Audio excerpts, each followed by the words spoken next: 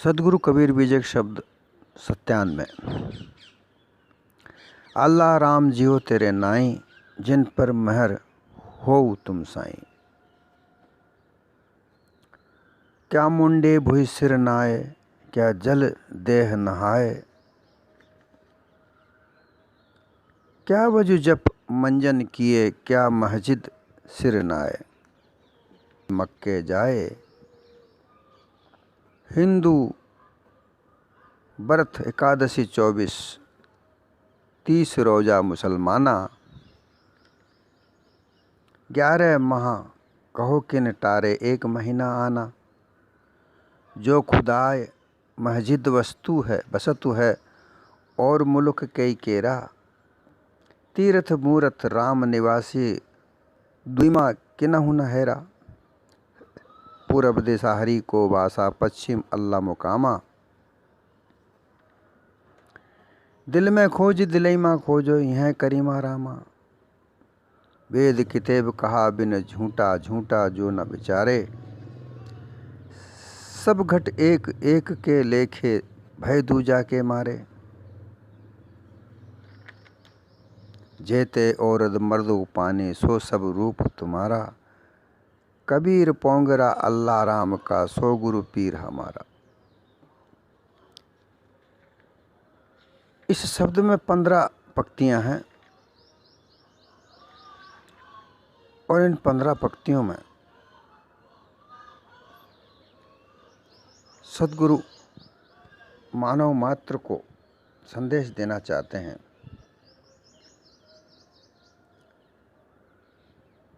कि हे नरजीवो, तुम्हारे समान ही चैतन्यत्व ज्ञान गुण संपन्न स्वयं सत्य वस्तु जो मुसलमानों का माना हुआ अल्लाह है या हिंदुओं का ईश्वर है, वो सब एक ही है, दूसरा कुछ नहीं है। वह निर्गुण, निराकार, निरंजन, जिसे भी मुसलमान अल्लाह कहते हैं, हिंदू राम कहते हैं,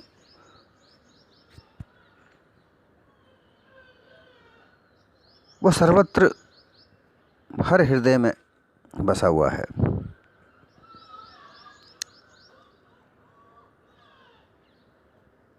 क्योंकि इस आकाशवत सर्वत्र परिपूर्ण व्यापक निर्गुण निराकार बेचून बेनमून कहा हुआ वैसी तो कोई वस्तु है ही नहीं, केवल शून्य पोल आकाश मात्र ही है। इसलिए अल्लाह भी कोई चेतन वस्तु नहीं है और निराकार राम भी जीव से अलग कोई चेतन वस्तु नहीं ठहरता। ये तो हिंदू और मुसलमान की मिथ्या वाणी कल्पना भ्रम मात्र है। वो इस कारण है कि तेरे समान जो कोई नरदेहधारी जीव पहले अबोध भ्रमिक हुए, उन्हीं लोगों ने मुसलमानों में अल्लाह खुदा को श्रेष्ठ करता बताकर वाणी कल्पना की स्थापना की और हिंदुओं में निराकार राम रूप परमेश्वर को जगत करता बताकर वाणी कल्पना की स्थापना की। अर्थात सदगुरु ये कहना चाहते हैं कि चाहे मुसलमान हो चाहे हिंदू हो,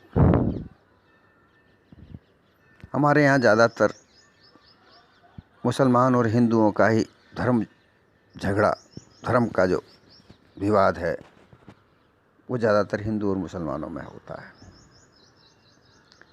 यहूदी कभी झगड़ते नहीं दिखते, जैन कभी झगड़ते नहीं दिखते, फारसी कभी झगड़ते नहीं दिखते, बौद्धिस्ट कभी झगड़ते नहीं दिखते। अन्य झगड़े धर्मों को लेकर मुसलमान और हिंदुओं के ही होते हैं।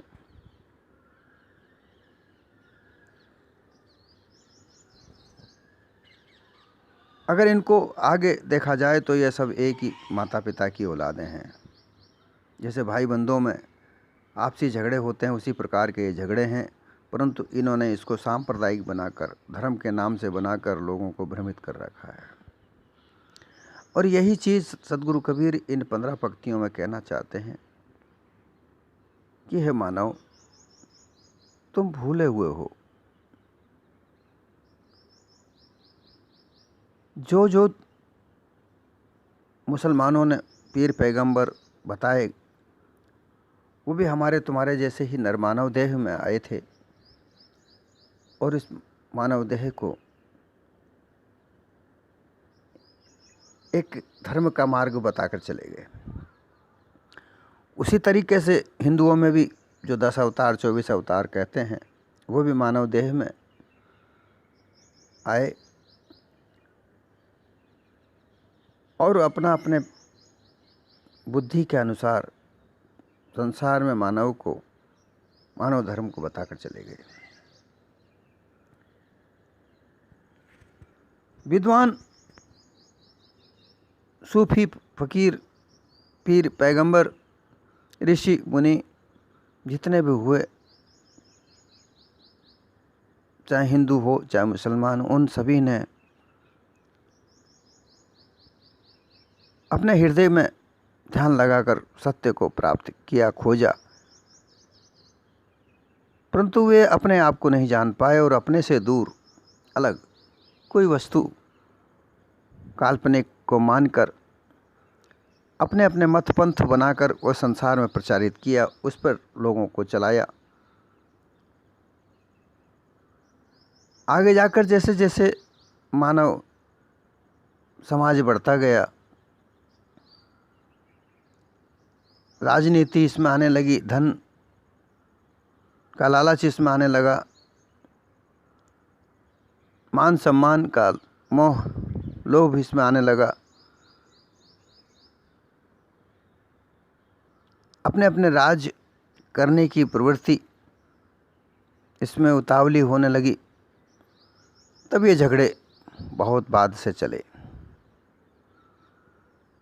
और ये झगड़े आज तक भी चल रहे हैं और बड़ा भयावह रूप ले चुके हैं, जिसमें मानवता कहीं नजर नहीं आती। सतगुरु को चिंता थी, 800 साल पहले भी ये चिंता थी कि इस तरीके से धार्मिक झगड़ों में केवल उस गरीब का बुरा हो रहा है जिसके पास खाने को दाने नहीं हैं, दो वक्त का भोजन भी उसको प्राप्त नहीं होता, वह इस झगड़े में परेशान हो रहा है, उसका नुकसान हो रहा है।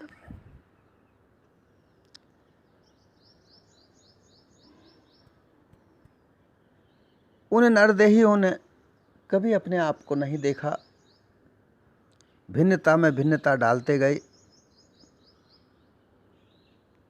विभिन्न प्रकार की मान्यताएं बना बनाकर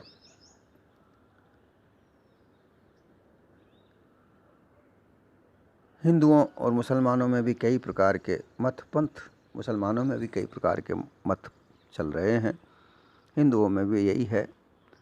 वो अपने अपने मत पंथ को चलाने के लिए एक दूसरे के मत पंथ को नीचा दिखाते हैं, भला बुरा कहते हैं, जबकि जो भी मत पंथ बनाया उसके पीछे उद्देश्य मानवता था, मानवता का संरक्षण था।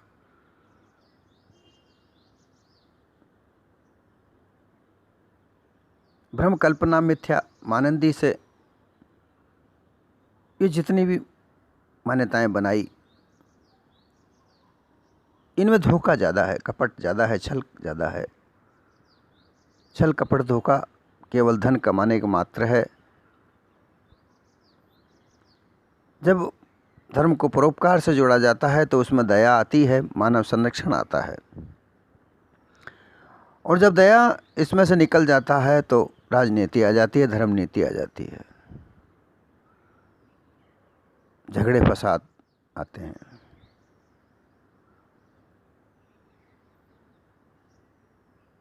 यही सब कुछ मुसलमानों के पैगंबरों, हिंदुओं के अवतारों की बात है। कहते हैं मोहम्मद साहब इनके आखिरी पैगंबर थे, उसके बाद कोई पैगंबर नहीं हुआ। 1300 के बाद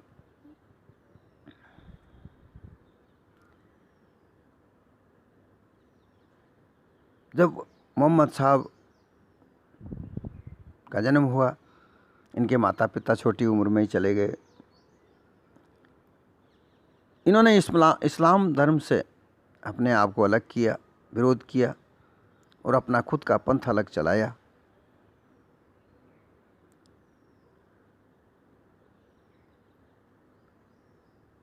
ऐसे ही अन्य लोगों ने भी अपने अपने पंथ चलाए, अपने अपने अलग अलग पंथ केवल इसलिए चलाए कि वो उनका बोलबाला हो, उनका नाम हो। कहीं ना कहीं इसमें छल कपट अवश्य है।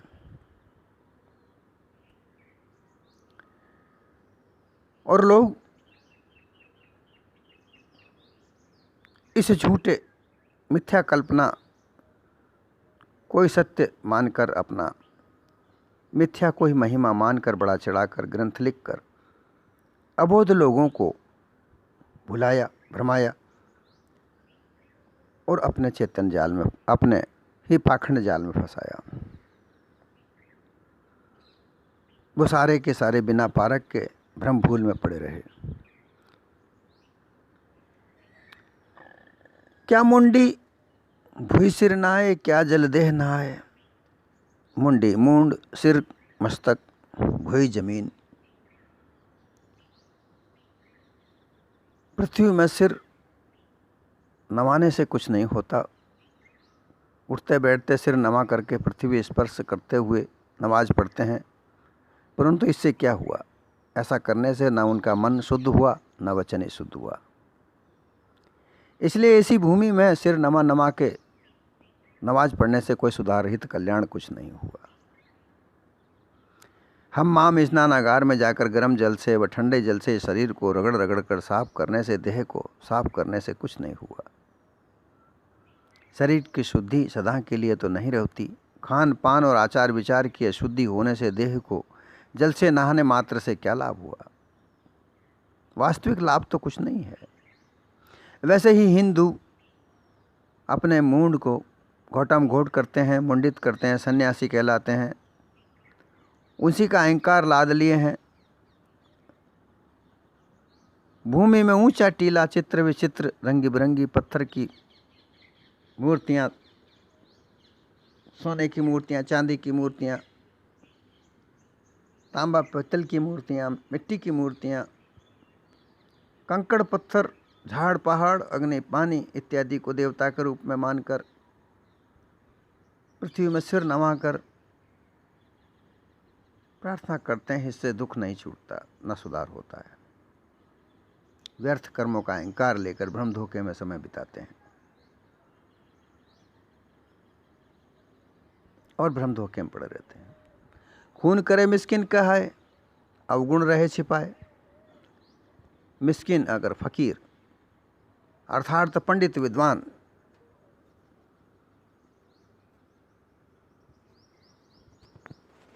खून करे, मुसलमान लोग वैसे मिस्किन भक्त फकीर तो कहते ही हैं, परंतु खून, जीव हिंसा, बकरा मुर्गा गऊ इत्यादि प्राण की हत्या कर कर मांस अंडे खाते हैं, शराब पीते हैं, कसाईवत खून करने का काम करते हैं और फिर फकीर का माना पहनते हैं। मिस्किन अर्थात विद्वान धर्मगुरु कहलाते हैं। उनके बाने के अनुसार कोई काम उनका नहीं है। अवगुण, दोष, खटाई, दुर्गुण, तन मन के सर्व विकार भीतर छिपे हैं। और हिंदू भी इसी तरीके से कर्मनिष्ठ भक्त कहलाते हैं।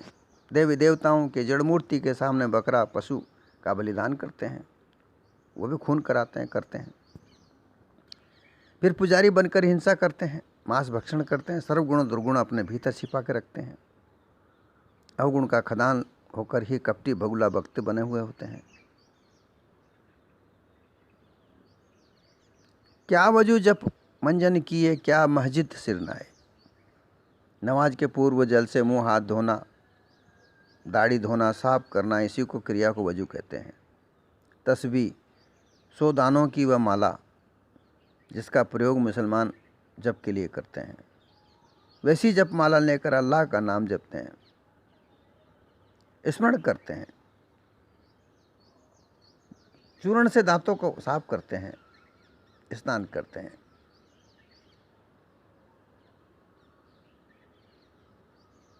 हिंदू लोग भी नित्य स्नान करते हैं, मुख और हाथ पैरों को धोकर आसनी में बैठकर गायत्री का मंत्र पढ़ते हैं, देवी देवताओं का पाठ पूजा करते हैं। कोई मंत्र का जाप करते हैं, परंतु बिना पारक बोध के बाह्य कर्मों से किसी का उद्धार नहीं हुआ, तो सब भूल में पड़े हुए हैं।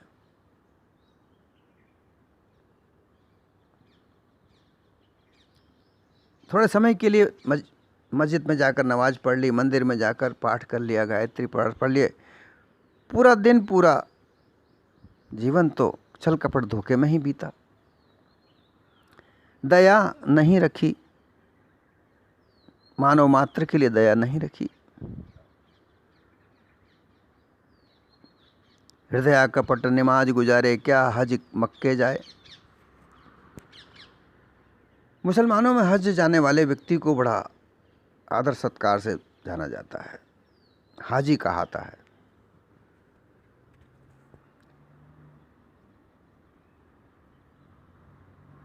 और उसी तरीके से हिंदू भी 84 तीर्थों में जाते हैं, 4 धाम जाते हैं, 64 तीर्थ यात्रा करते हैं, उसी का भी खूब अहंकार करते हैं।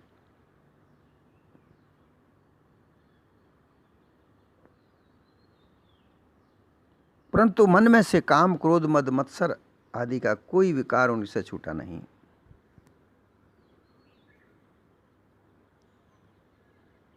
वह विकार तो और भी बढ़ा लिया होता है। जीवों पर दया, सदाचार, सत्संग आदि ये कुछ भी धारणा नहीं हुए। फिर बाहर मक्के में जाकर हज करके या देवी देवताओं के तीर्थों को करने से कुछ लाभ नहीं हुआ। दोनों जगत बंधन बंधे हुए हिंदू और मुसलमान 84 योनियों में पड़े हुए बिना पारक के बंधे हुए पड़े हैं।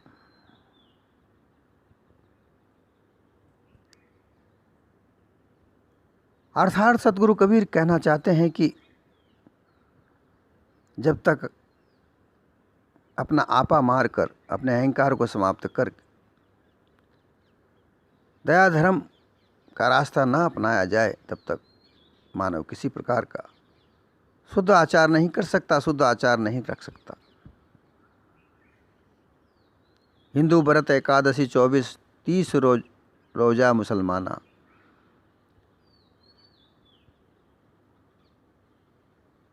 11-24 होती हैं एक साल में, और 30 दिन का रोजा आता है।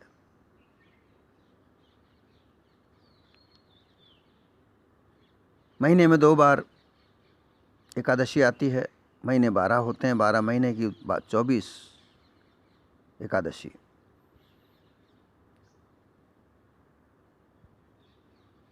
एकादशी के दिन शुद्ध होते हैं, पवित्र मानकर स्नान करते हैं, व्रत रखते हैं, फलाहार करते हैं, दूध पीते हैं, अल्पाहार करते हैं, कोई जलाहार करते हैं, उपवन में जाते हैं, निर्जन में जाते हैं। एकादशी के दिन बैकुंठ द्वार खुला रहता है, ऐसा उनकी मान्यता है। और उसी प्रकार से मुसलमान भी 30 दिनों तक रमजान के महीने में लगातार रोजा रखते हैं और अंत में ईद का त्यौहार मनाते हैं। लेकिन ये सब मिथ्या कल्पना है। इस प्रकार हिंदू और मुसलमान दोनों अनेक और के लोग मिथ्या भ्रम धोखे में पड़े हुए हैं, क्योंकि एक समय मान लिया, उसके बाद तो वही छल कपट धोखा। 11 मास कहो किंटारे 1 महीना आना। सतगुरु कहते हैं कि जो तुमने 24 दिन का 1 महीना और 1 महीना मुसलमानों का, कुल मिलाकर 1 महीना तुम्हारा पवित्रता की ओर ध्यान गया, शुद्धता की ओर ध्यान गया, धर्म की ओर ध्यान गया। बाकी दिन तो तुम्हारे किसने टाले? वो बाकी दिन में तो तुम छल कपट धोखे में ही पड़े रहे।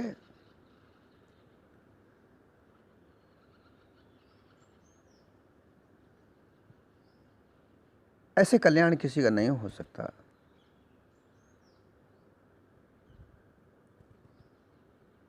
मानव जीवन तो तब सार्थक है तो मानव के प्रति दया हर वक्त रखे, हर समय रखे, जब तक जीवन है तब तक रखे।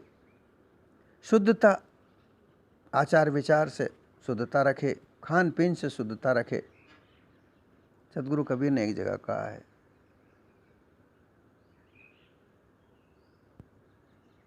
जो तुम चाहो मन से निज अपना कल्याण,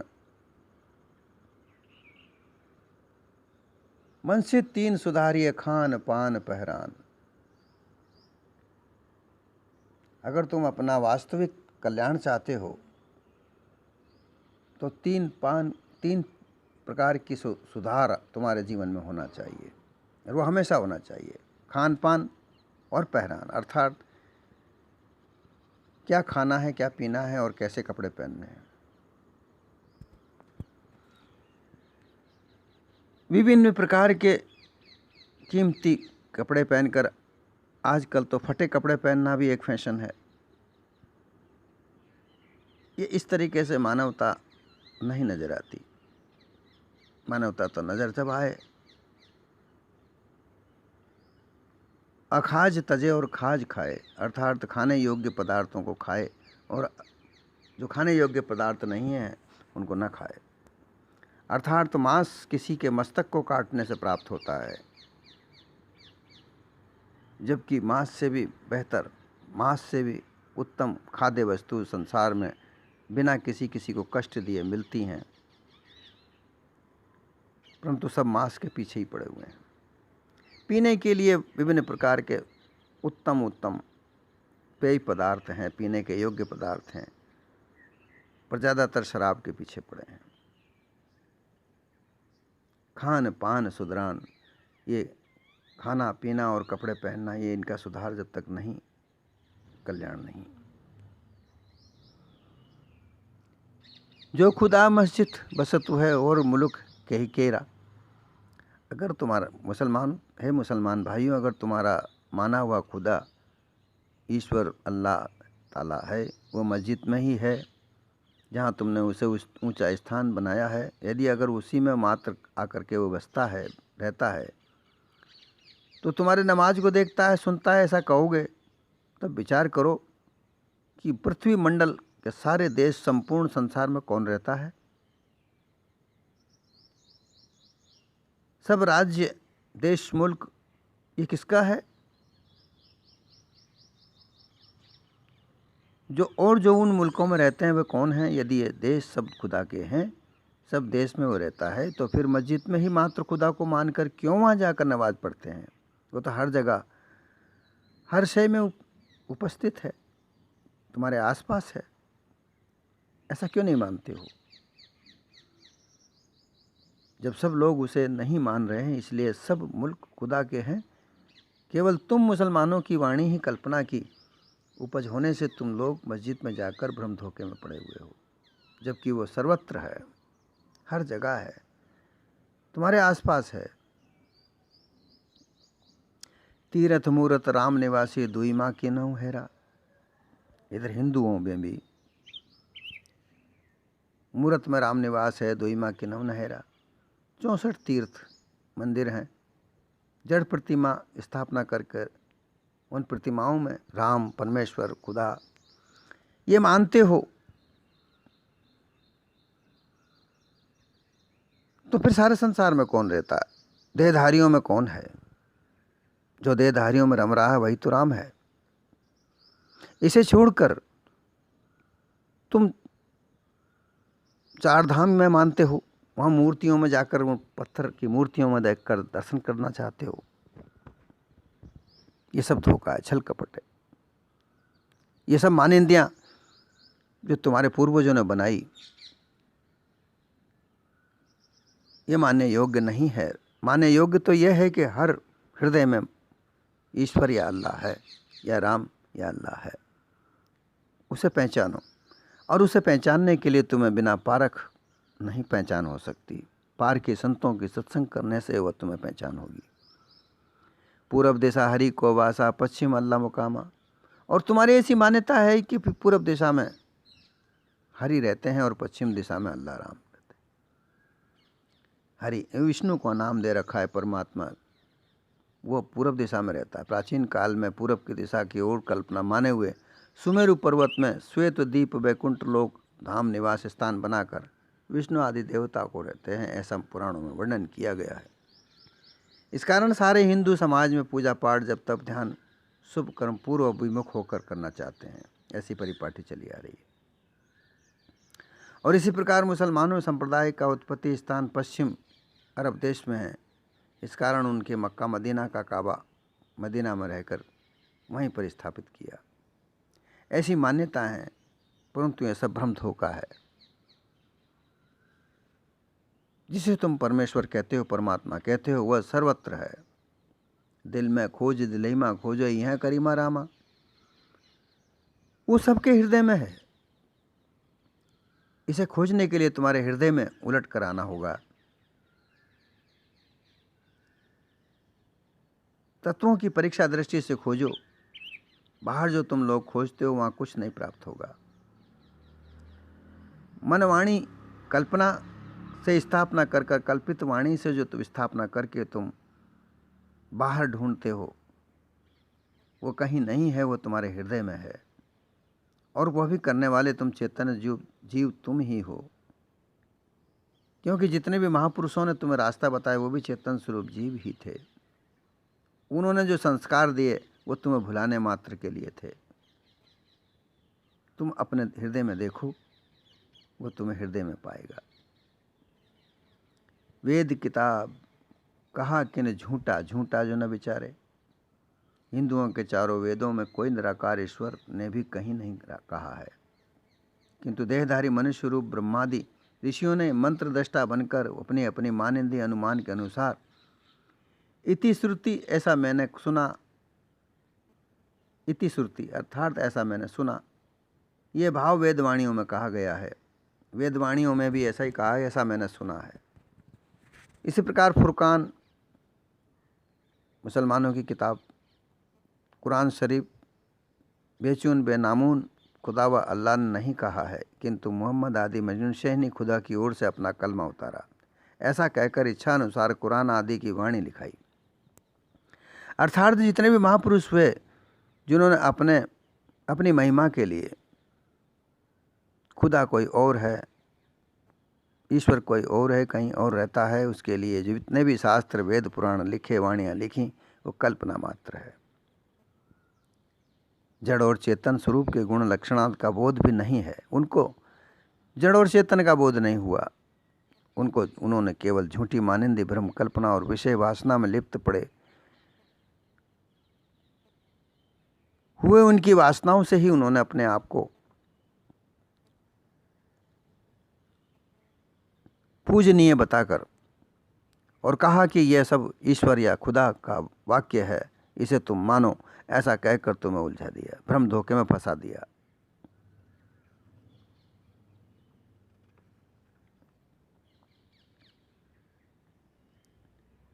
सब घट एक एक है लेखे भय दूजा के मारे। वेद वेदांत लिखा है कि हम सब घट, सबके घटों में एक आत्मा ब्रह्मसूत्र मणि न्याय सब में समाया हुआ है। सूत्र मणि न्याय अर्थात विभिन्न प्रकार की जो मणियाँ एक धागे में एक जगह हो जाती हैं, इसी तरीके से ये ईश्वर हर तरह जो समाया हुआ है वो हृदय में अगर देखो तो एक ही जगह प्राप्त होता है।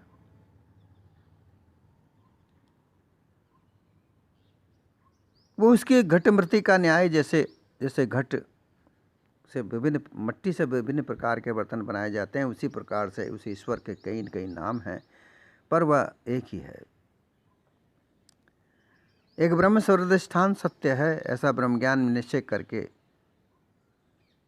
समझे माने अखंड एक ब्रह्म सिवाय दूसरा कुछ भी नहीं। ये ब्रह्मवादी लोगों ने केवल अपना मान्यता बताई है। जो पुरुष परमात्मा के विषय नानात्व करके देखता है वह मृत्यु को पाता है, अर्थात 84 योनियों में भ्रमता फिर। जेते औरत मर्द उपाने सो सब रूप तुम्हारा। इस भूमंडल में जितने भी स्त्री और पुरुष देहधारी जीव मनुष्य रूप में हैं। सब खानियों में नर मादा के रूप में देह धारण करके उत्पन्न हुए हैं।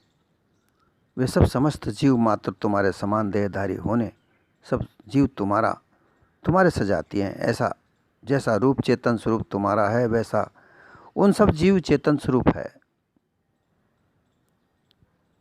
जितने भी पीर पैगंबर अवतार हुए वो सब मानव देह में आए।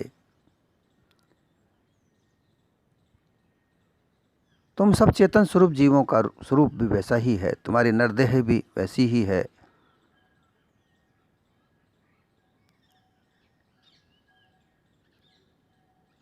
तुम अपने चेतन अपने अखंड स्वरूप में एक देह में एक ही हो और सामूहिक रूप से अनेक देहों में निवास प्रत्येक जीव स्वरूप से अखंड भिन्न भिन्न अनेक है।